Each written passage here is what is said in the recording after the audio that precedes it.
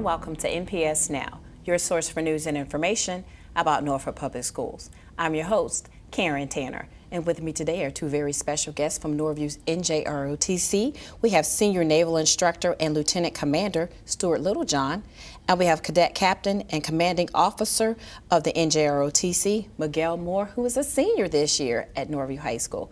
Welcome to you both to NPS Now. Thank you very much. Appreciate you having us. Yes, you had a great summer. You got awarded a great award. So Norview High School's NJROTC was named the most outstanding in the nation, and I think maybe in the world. And tell me about the award and when and where did the assessment take place?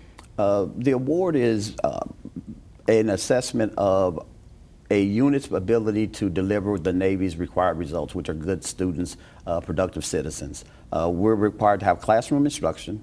We're required to have extracurricular activities, drill teams, physical fitness teams, air rifle teams, and then there's the co-curricular part of the instruction, bringing in guest speakers, helping prepare students for life after high school, and really helping manage and match them to great opportunities. And so the assessment actually takes place throughout the school year, April 1st through March 30th of a given school year, and we're compared against 583 other units worldwide. Yeah, so how many students are in our unit, and how did you prepare for this?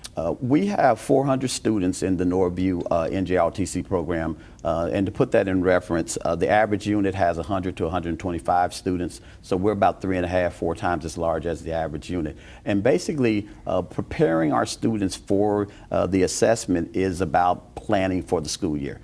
We have a cadet staff. Every year in August, we take them to a 4-day retreat up at Cheatham Annex in Williamsburg, and we sit down as a group, and our students, we take 25, 30 students up, and they spend 4 days deciding what are we going to do this year. What teams are we going to have? What extracurricular activities are we going to do? What field trips are we going to go on? Who's going to be in charge of which clubs? Who's going to run which evolutions? And that 4-day retreat really sets the table for how we're going to do on the following year's inspection. And that sounds very intense. Miguel, how was this experience for you and your cadets? So for me and my cadets in our unit, this experience was really grand. It was a big moment when we achieved the award, but throughout the whole school year, it was very hard. It was hard but rewarding. There was a lot of hard work that we put into it, a lot of restless nights and everything like that. However, it all paid off in the end. So what part of the assessment you think was most difficult for you and the cadets? The most difficult part of the assessment as a whole would definitely be time management. As high school students, we have a lot of responsibilities to take care of, not only in school, but also, outside of school. Mm-hmm. Some of us have jobs, some of us have to do stuff at home, things like that. And so when it comes to ROTC, it's a great program, and you, as a cadet, you just want to do it, and you want to do more. You want to do more of the program, you want to do more of the teams and stuff like that. And so when it comes to managing your time and juggling the different activities that you have on your plate, it can be very stressful on you. As the commander of this unit, how did you feel when you won that award? I tell you, I've been at this job for 10 years, and for me, it was the culmination of a wonderful 10-year journey. When I came to the unit 10 years ago, we had 150 students. We now have 400. So, we've grown the unit. When I first came to the unit, we weren't going to Navy national competitions for drill and air rifle. Well, now we're the #1 ranked air rifle team in the nation. We're also one of the top 10 on drill, academics, and things of that sort. So for me, it was like the culmination of our 10 years. We've had a plan of we wanted to be the best unit in the nation. We felt like we were the best unit in the nation. And finally, the Navy League said, you know what, you've achieved what you set out to do. And congratulations. And how did you feel about winning this award? Myself personally, it was a very grand experience. It was very rewarding, and just me as a freshman growing up within this program and everything, not only did I build a lot of camaraderie and I built a lot of trust with those people, but just the fact that we all persevered together and achieved this as a team meant a lot. And it's definitely one of the most experiences I'll remember in my life. And that's probably not the only experience you had, because the Admiral visited you in August in recognition of your program's accomplishments. Tell us about that visit with the Admiral. Now, that was really cool. We were at our in-service for all of the instructors from Maryland, Virginia, and D.C. So it's a room with 120 or so instructors sitting in it. And, you know, to have and that admiral, he's in charge of both the Navy JROTC program and the college ROTC program. And, you know, he came down up from his headquarters up in Great Lakes, came out, presented to us in front of all of our peers. Myself, I was there, all of my other instructors. We got 3 additional instructors. Most schools only have 2. Cadet Moore was able to be there, the assistant principal, and just to be recognized in front of your peers. And what was cool about it was I think many of our peers thought of us as a competition team. You know, it's sort of the dumb jock thing. You know, I think everybody thought, hey, inner city school, dumb jocks. And then all of a sudden we're saying, hey, you know what? We had 63 seniors and they raised $10 million worth of scholarship money. Wow. So everybody's like, whoa, wait a minute. You know, hey, a certain percentage of our students are going off to college and doing all of these other things. And then all of a sudden we shone in a different light. Not only are we good at competition, but we're good at everything. And it was really satisfying to have your peers recognize that. And now my phone rings off the hook. Everybody's calling all the time, looking for advice, looking for counsel on how do we make our program better. And so for me, it's been really wonderful to get that accolade. What a stellar program. And so how did you feel when you were watching and viewing all this take place for this recognition? Well, I was actually the only cadet happened to be in the room at the time. So oh, wow. When I was in that room, it definitely felt like an honor to be around so many great ladies and gentlemen just in the audience, because me growing up in ROTC, those are the people who I looked up to. And so being around them when we achieved this award, it was like, wow, this is really an honor. Like, we really achieved this and worked hard, and now we're able to be presented to it in front of the audience, and it was a great experience. And you deserve this recognition. You really do.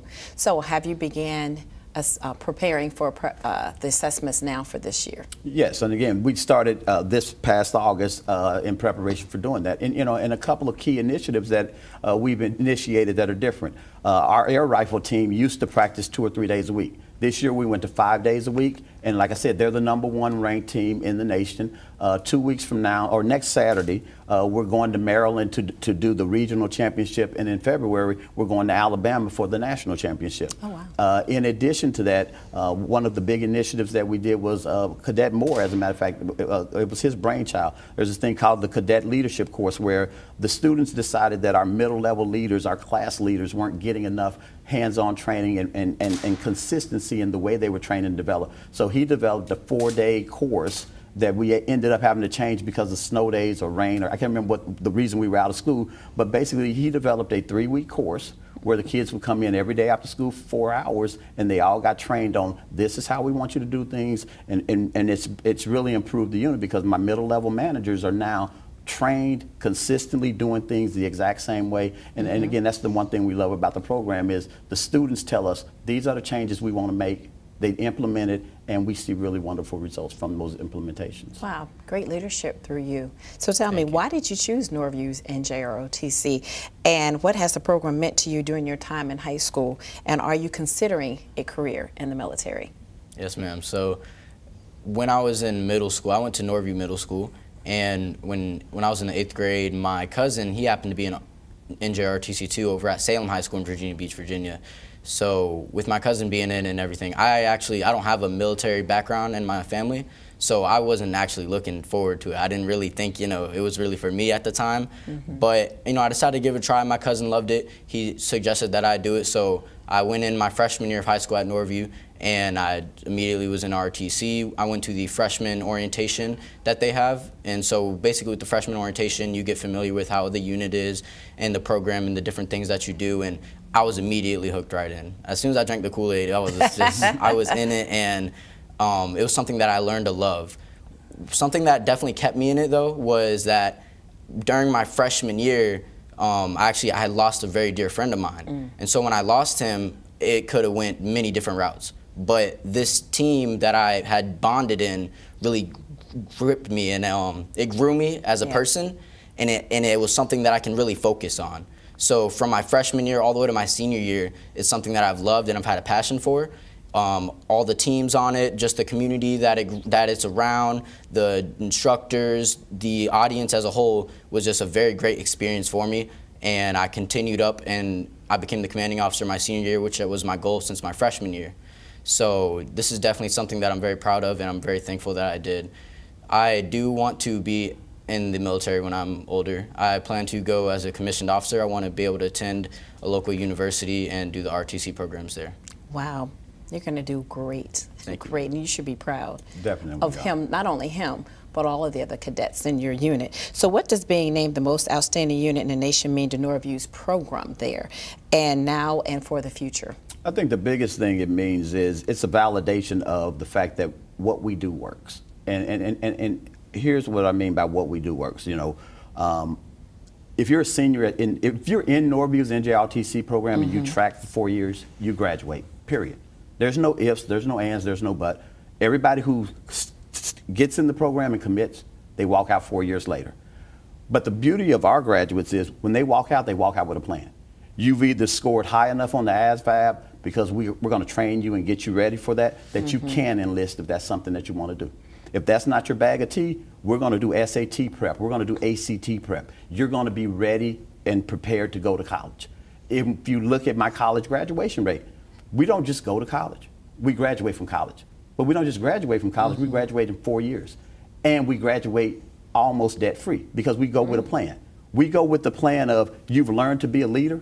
So when you get there, you might have to take out a loan the first year, but that second year, you're going to be a resident assistant. And because you're a resident assistant, you're going to reduce your costs. And so we build plans for your life. If you're going to do the shipyard, whatever you're going to do, we're going to bring in the speakers and we're going to teach you the tricks of the trade. How do you do this successfully, not just get in on the ground floor? And so I think what this thing has done is, again, it's validated who we are, what we're about, and at the end of the day, we would match our outcomes with anybody. And the last thing, for example, my graduating seniors for this cycle, I had 3 individuals who earned $1.4 million, $1.4 million, and $1.3 million in scholarships. Well, the girl with $1.3 million only had a 3.0 GPA.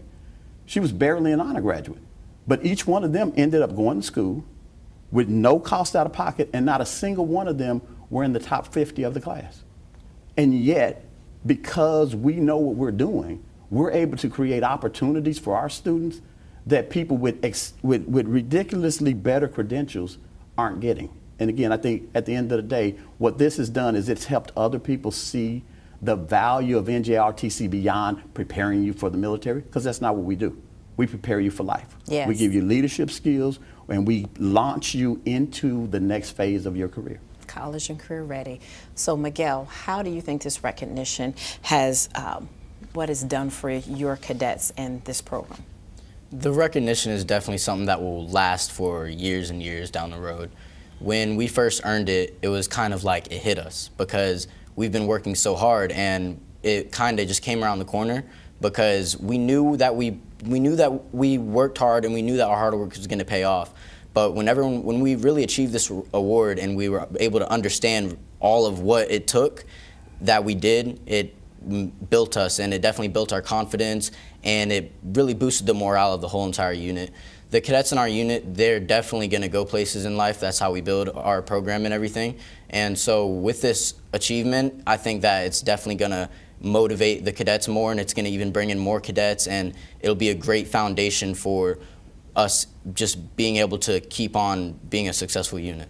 Well, I hope that elementary school parents and middle school parents are watching this segment and be challenged and encouraged to get involved with NJROTC after hearing the two of you discuss this program and your award-winning activities that you've been doing and the hard work you've been putting in. So thank you both for coming on the show today and sharing information about Norview's award-winning NJROTC nationwide, worldwide, right? Worldwide. Guam, Japan, Korea. Yes. Yeah, there are units all over Europe as well. So yeah, we're the most outstanding unit in NJROTC, which is a worldwide accolade, not just a continental U.S. accolade. And I'll add an exclamation point at the end of that statement. Thank you both for coming on the show. Thank you for having us. Appreciate it. Stay tuned for more NPS Now.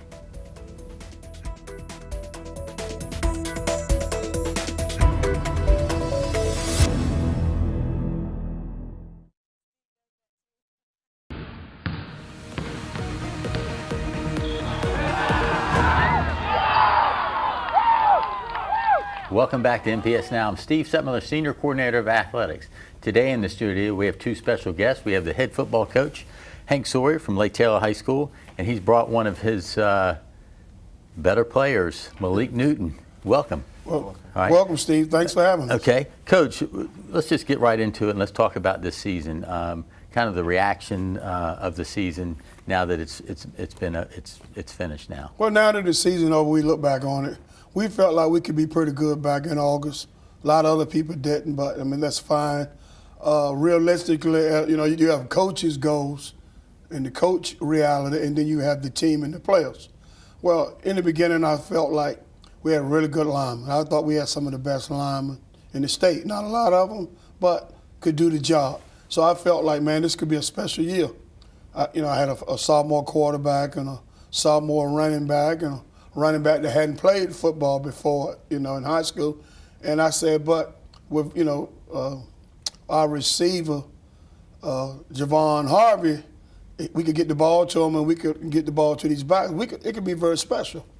Then we go on and things are looking pretty good. However, weather played a big part in it. The heat wave, humidity. Right. We had to play a lot of games in a short period of time. An unusual season. Unusual season, so the focus became how can we keep them hydrated and what we need to do to keep them hydrated. And we had to put that a part of our season. And we weathered that storm. Malik, going into the season, I mean, you had a heck of a freshman year. So talk about about the season and then just being the focal point of the team as a sophomore.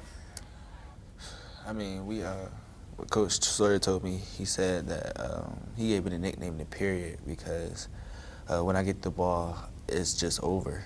And so I took that into the game and I used it and executed very well. Okay. So, I mean, you had a number of games where, this guy carried He played offense, he played defense. One guy's not going to stop him. But more importantly, he's a student of the game. Mm-hmm. He understood you got to get along with those linemen. You got to help the quarterback out. And, he's a very mature sophomore. And we depended on him a lot, and he delivered. Okay. And the more he delivered, the more we asked of him. So, what kind of running back are you? What do you think you are? A power and speed running back. Power and speed, okay. Well, we saw that all year. So, I agree. all right, so let's talk about, this season. You mentioned the Norcom game. You had that one loss.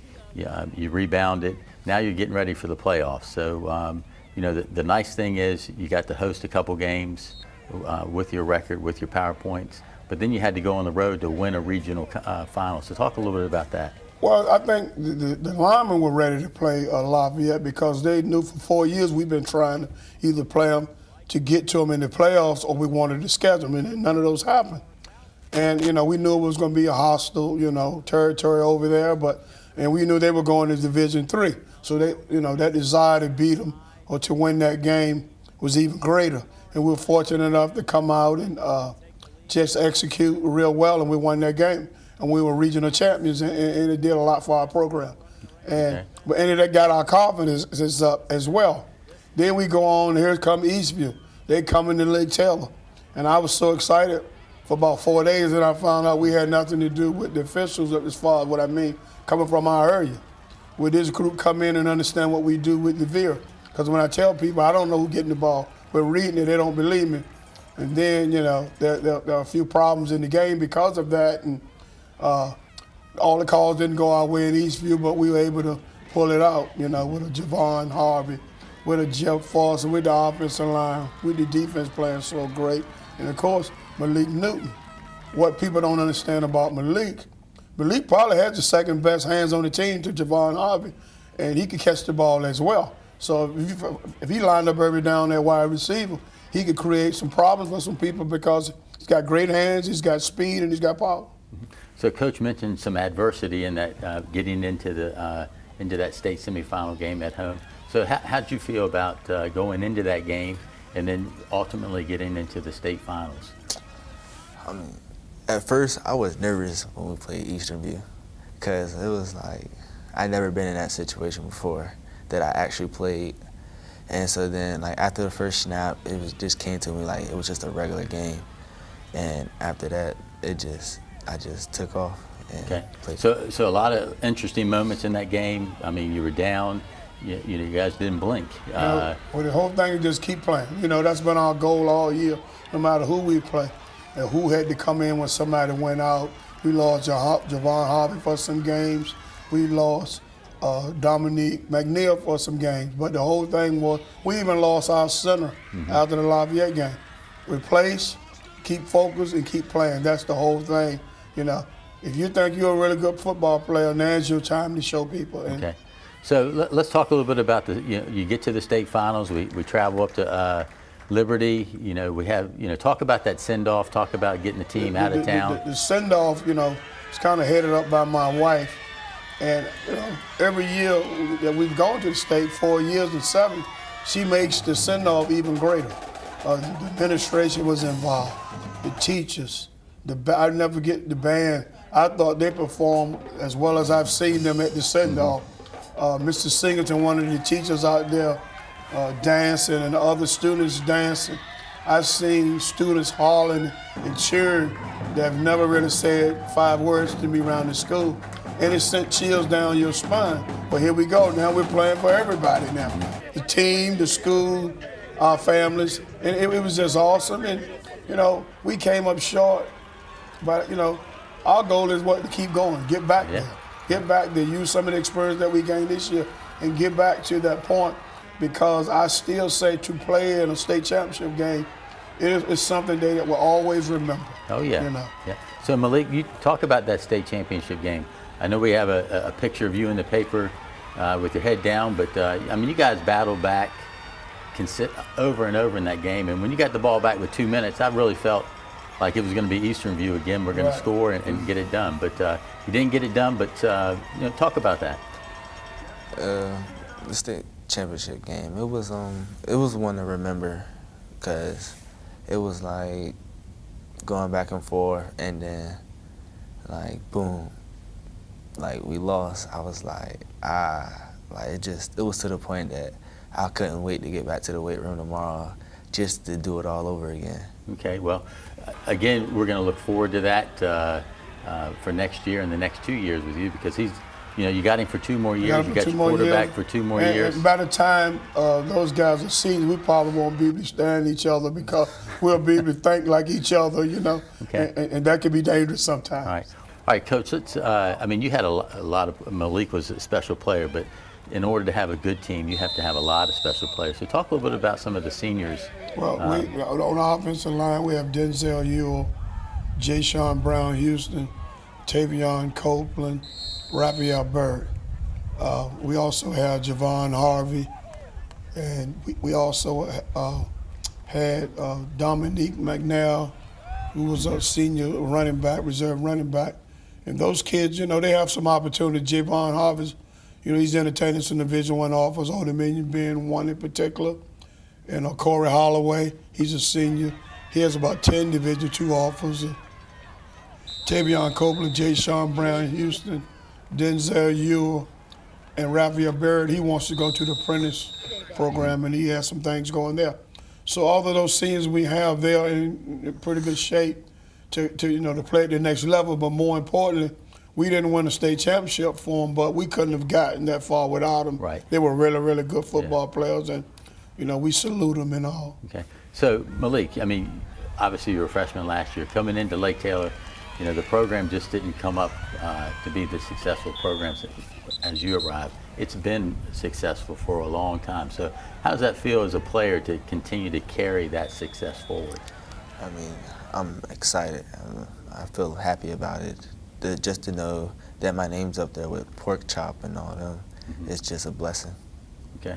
So with that, Coach, what kind of expectations do you put on your players? I know what you do, but what kind of expectations do you put on these players coming in each year to carry Well, the success? we meet them where they're at, and then we try to, elevate them. When I first met Malik the first day of practice, after the first practice, says, "Hey, we'd love for you to play varsity football." He said, "No, I'm fine. I'm just going to play JV." And during the break, some guys got to him and said, "Man, if he offered you that, he thinks that you're great. You better jump on it." And he said yes in the evening practice, and the rest is history. His first 3 varsity carries were 155 yards, and 3 touchdowns. And he works at it. He really does. On one game, I didn't even notice it on the film, but he came to me that Sunday and said, "Can you teach me how to block?" And you don't get a lot of running backs talk about, I need to know how to block to protect the quarterback or block for the other back. And I knew right there, man, this kid is really, really special. And of course, it would be remiss for me not to talk about his mother and what a great job she does.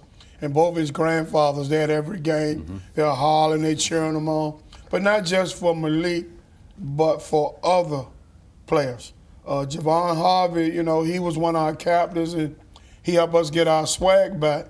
But the thing that separates Malik is a very humble kid that really cares about every member on the team. You'll see him talking and having just as much fun with a JV kid or another kid that don't play as much as a starter, and that stuck out to me. Okay. Coach, you have a lot of victories, and those are great things, but what are some of the things that you're proud of off the field after these young men have served you? The number of college degrees that my former players have, we're close to 50 degrees. Not talking about the 60-some scholarships, and when they can get a degree or they can get an outstanding job after football and be law-abiding citizens and know how to raise their families and do the right thing and be, someone important in the community, that makes me so proud. I've worked at Granby High School for 13 years, Lake Taylor 20. And when I see all kind of students in the store, the first thing I say, Granby or Lake Taylor, and I used to work with summer youth employment. And, the fact that my wife coaches basketball, coach, she's a better coach than me. But with the two of us, we know so many people, and it just feels really good when they make it in life. Well, and again, that's the bottom line, is what they do after, and they're successful. So that's I great. always tell people, and I tell coaches and everyone, students make paydays possible, man. Without the student, there wouldn't be no paycheck. And I don't know how many people work for free. But if you can meet the students where they are and take them as far as you can, then I think you've done your job. Okay.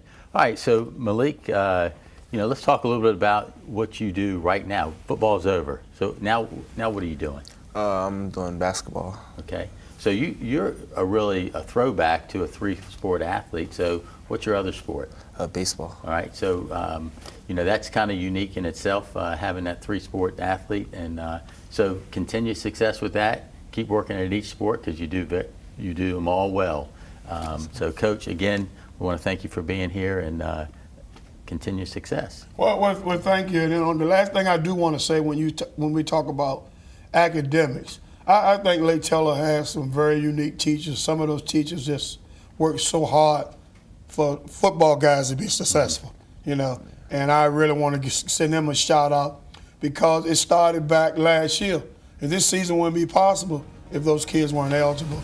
And you just to see how some of those teachers embrace these kids, with the stay backs, with the support group. And I just want to send a shout out to Lake Taylor High School teachers. Again, another important aspect to a successful team. All right. Thanks, guys. Thank you. More NPS Now after this.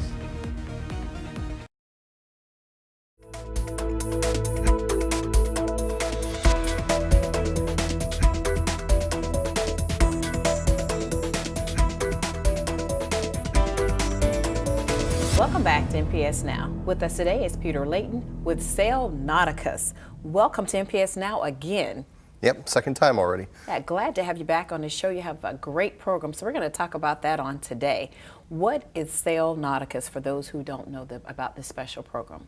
Sail Nauticus is an after-school program that we partner with Norfolk Public Schools to recruit from the 5th grade body of students.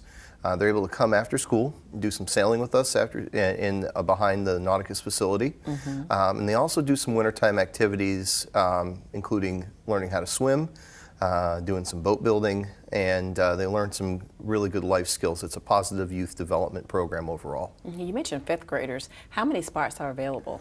That varies from year to year. So we retain students into the 7th and 8th grade, so it's for 6th, 7th, and 8th grade students. And however many kids we have continuing to the next year gives us how many spots we'll have in the 6th grade. So it can vary quite widely. Right, so you're out right now talking to our students. What's the message, or what information are you sharing with them to get them interested in being a part of this program? The message we're saying is that this is something that's completely different. Nothing like that exists for you to try. It's not just about the sailing. It's about the experience that you're going to have with us. You're going to learn some new things you never thought that was out there. You're going to learn about careers that you never thought were out there, and you're just going to meet some good people. And then you'd be surprised about what you can find out being part of Sail Nauticus. Right, so when you talk to these kids, what's their reaction when you say Sail Nauticus and you share the information? In the years past, it was like, what is this? And now it's been going on with doing the academy and summer programs. Kids know about it. So some of them they're cool with it. Some of them understand it a little bit better, and our awareness is getting better. But they're still not quite sure, and it's hard to tell a 5th grader what their impact is going to be like when they reach 8th grade with us, or 9th grade, or even something like that. So they see the cool stuff. They see, are we going to see fish and sharks and stuff out there, and that kind of stuff. That's cool. Yeah. Yeah, so describe a typical Sail Nauticus class. What happens in the class? All right, so the kids get there after school about 3:30 roughly. The buses drop them off. By the way, Norfolk Public School Transportation delivers our students to and from the program. And they get off the bus. We go behind to our Sail Nauticus facility. They get with their classes, 6th, 7th, and 8th grade. And they will do a little orientation. They do their snacks, talk about what we're doing for the day, and then they meet their instructors and get on the boats and go sailing. That's usually during the fall and the spring, and then in the wintertime they'll meet at one of the Norfolk rec centers to do the swimming. Same deal, as they'll get it with their classes, and then they'll go in with their instructors and do their activities. So how is the school year program and the summer program different or the same? There are bits and pieces that are different, they're similar, and there's bits and pieces that are different. Both programs are positive youth development. We use sailing as a medium to get to the kids and offer something fun and exciting, but also to help develop them as an individual. The summer program, there is a cost involved because it is a summer camp. The school program, it's by application, so we give an application to every 5th grade student so that they can apply for their 6th grade year. If they're accepted, there's no cost to that student as part of the academy program. Oh, that's good. Yeah, and the academy program is slightly more in depth. You go a little bit deeper into the science of sailing. So what do you think the students enjoy the most about this program? I think they enjoy the people. They enjoy not just their friends, but their instructors. We work really hard to make sure that the experience with they get there, it's a safe place, it's a fun place, and they can be themselves a little bit more than I think they can be in schools. Like in school sometimes maybe they feel a little bit like, have to act a certain way, but then they come to us, they can kind of let loose a little bit, unwind from the day. So they talk about sailing or water safety or both? Both, everything. So 6th graders, you're just kind of trying to learn the basics. 7th and 8th graders would go in a little bit deeper. Water safety is a huge thing with us. That's what we teach at the pool. A lot of kids know how to swim, a lot of kids don't. We find that varies from day to day. But all kids are going to learn confidence around the water, which is important as we are surrounded by water. Yeah. So what are some of the other benefits the students receive, and then what kind of program does this build their skill level when it comes to water safety or being on the water? Well, the other benefits for the program are that if the kids come in, if they stick with us through 3 years of the program, we do have kids that come back as volunteer instructors. Okay. We offer a high school opportunity for these kids, certain kids that have shown that they have had a certain knack for teaching, or they want to learn further with that. So we have opportunities beyond 8th grade for these kids. As for like water safety, some of them may even come and want to try out to be a lifeguard. You never know like what they could do. It's one of the career paths that we open up for them, is that they're really interested in that part of that type of thing, or if they want to become a sailing instructor one day, do they want to go deeper into the training? And so we're offering early career paths for them as teenagers, which is an important thing for these kids. What type of boats are they sailing on? The style and type is called a Harbor 20. It's actually a boat. The nice part about these boats is that they're easy to use. They don't flip over. They have a very heavy weight underneath them called keel, and they actually, if they hit a gust of wind, they'll rock a little bit, but they won't tip over, and that's important in a busy river like the Elizabeth River. So, but they're safe, they're fun, they're easy to learn, easy to use, good teaching boats. How do they react to being in those boats? Very. Well, now I have some sixth graders, you think they're going to be scared, and they're actually not. They're actually quite excited. Some are a little bit apprehensive about even just stepping on the boat because it moves. Once they get out there, most of the kids are okay. They get with it. Some of them take a little longer to get used to the idea that they're on the river in deep water. Right, right. Yeah. So what do you enjoy most about this program? I enjoy the kids coming back. I enjoy like seeing the kids that are really hooked into it and that they remember you, and the fact that you're not forcing them to come to this, like even the ninth graders that want to come back, it feels good when they like want to be there and they don't are like being made to be there. Like my summer volunteers and such like that were academy students, they want to do it. They're not being forced by their parents or anything. It's something that they grow to love. Right. Which is the cool part. I like that. Well, listening to you, it makes me interested in the program. So as a parent, how can they get an application? When does it close and what's the cost? And you mentioned that Norfolk Public Schools provides the transportation. Correct. So like I said, for the Academy After School program, we start with our sixth graders, obviously. So your kids are going to apply this year in order to get in the next school year. There is no cost to Norfolk Public School students. And this is the first time we've done we have like 4 different ways that you can apply for this program. First of all, every fifth grader is going to be seeing me. I'm going to be coming to every elementary school, talking to every fifth grade class. Every fifth grader is going to get a brochure and a physical application. So we're going to be handing paper applications out to every single fifth grade student. We also have the application, an online form of our application posted on our website at sailnauticus.org. And then we're also going to be teaming up with you all here and posting the application link on the NPS website as well. So there will be about 4 different ways you can get in and access our application. We opened it up today, so today is the beginning of the application period. It ends on, I believe it's April 30th is the last day for applications to come in, because we have to read them and process them and such. Great, so parents have time. Another quick question too is, when do they actually sail? When do they actually get on the water? We start right in September, second week of school actually. First week of school is a short week, so we don't like to do that to teachers. That'd be kind of crazy. Second week of school, first Monday of that week is when we start. And we do Monday through Thursday, and they get on the boats right away. We're not waiting. It's not like an introductory process or anything. Our new students, first day, you're getting on a boat. And you may not know anything about the boat, but guess what? You're going sailing.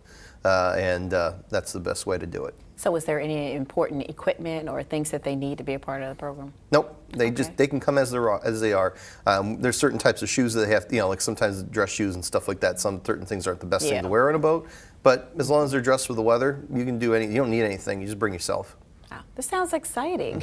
Very exciting. Yeah. So I know some parents have become interested now after watching this episode. So thank you for coming on the show and sharing information about the Sail Nauticus program. No, thank you, because this helps us greatly. We want to make sure every kid gets the opportunity. And we want to thank you for watching NPS Now. It airs weekly on WNPS Channel 47, or you can view us online at www.npsk12.com. If you have any great story ideas or events happening at your school, email us at nps_news@npsk12.com. Again, we always want to thank you for watching NPS Now.